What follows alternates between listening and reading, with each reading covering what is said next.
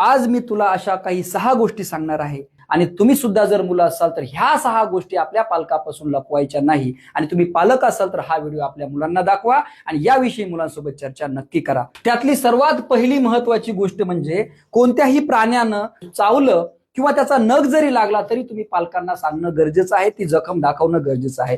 बघा त्यामुळे काय होऊ शकतो, रेबीज हा भयंकर आजार आणि मृत्यू सुद्धा होऊ शकतो। चित्रामध्ये तुम्हाला ब्रिजेश सोळंकी नावाचा कबड्डी प्लेअर दिसतोय, ह्याचं सुद्धा असं झालं, एका कुत्र्याचा नख त्यांच्या हाताला लागला, त्यांना वाटतं मी तर बॉडी बिल्डर आहे, एवढा प्लेअर आहे, त्यांनी दुर्लक्ष केलं, पण 3-4 महिन्यानंतर रेबीज हा भयंकर आजार झाला आणि त्या आजारामध्ये त्यांचा मृत्यू झालेला आहे। ही घटना आपल्यासोबत सुद्धा घडू शकते।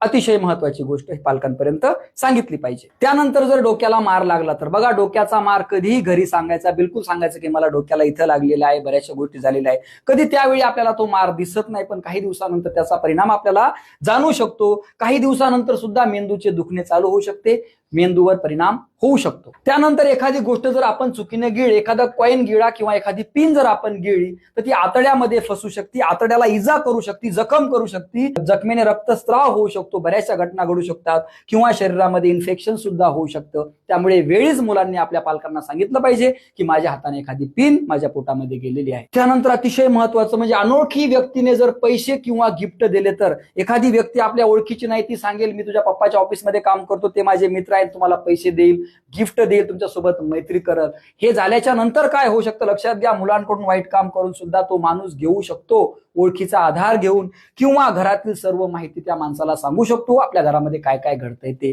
त्यामुळे मुलांनी ह्या गोष्टी आपल्या पालकांना सांगणं खूप गरजेचे आहे। त्यानंतर जर आपल्या मुलांना कोणी ब्लॅकमेल करत असेल तर, जर कोणी तुम्हाला एखादं वाईट काम करायला लावत असेल किंवा सांगत असेल तू जर हे करणार नाही तर मी ही गोष्ट तुझ्या मम्मीला सांगेल, तुझ्या पप्पाला सांगेल, तर मुलांनी सुद्धा न घाबरता आपल्या मम्मी पप्पाला ही गोष्ट सांगितली पाहिजे, कारण आपले मम्मी पप्पा आपले मित्र असतात, त्या संकटातून आपल्याला ते बाहेर काढत असतात, तुम्हाला मारणार नाही, झोडणार नाही, काहीही करणार नाही। त्यानंतर सगळ्यात महत्वाचे, जर तुम्ही मुली असाल तर कोणी वेगळ्या पद्धतीने स्पर्श करत असेल, वेगळ्या पद्धतीने बोलत असेल, बॅड टच करत असेल तर ही गोष्ट तुम्ही वेळीच अडवली पाहिजे आणि घरी मम्मी पप्पाला, पॅरेंट्सला सांगितलं पाहिजे। यामुळे मुलाचं मन सुद्धा बदलू शकतं। ह्या बॅड टच असतात, काही काही मुलांना ह्या चांगल्या वाटतात, लक्षात घ्या। पालकांनी अतिशय महत्वाचा मुद्दा लक्षात घेतला पाहिजे, सुरुवातीलाच बोललं पाहिजे। मुलांवर शारीरिक अत्याचार सुद्धा होऊ शकतात, मुली भीतीमुळे आपल्या मम्मी पप्पाला ह्या गोष्टी सांगत नाही, पण आपण त्यांना बोलकं केलं पाहिजे।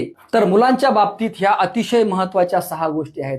मुलांनी पालकांपासून बिलकुल लपू नये आणि तुम्ही जर पालक असाल तर आजच आपल्या मुलांसोबत या गोष्टीबद्दल बोला, एक मोठं संकट आपण वाचू शकतो। प्रत्येक पालकापर्यंत हा व्हिडिओ पाठवा, शाळेच्या ग्रुपमध्ये टाका, क्लासेसच्या ग्रुपमध्ये टाका, कदाचित आपण बऱ्याच मुलांचे जीव वाचू शकतो। व्हिडिओ कसा वाटला नक्की सांगा, भेटू पुढच्या व्हिडिओमध्ये। जय हिंद, जय महाराष्ट्र।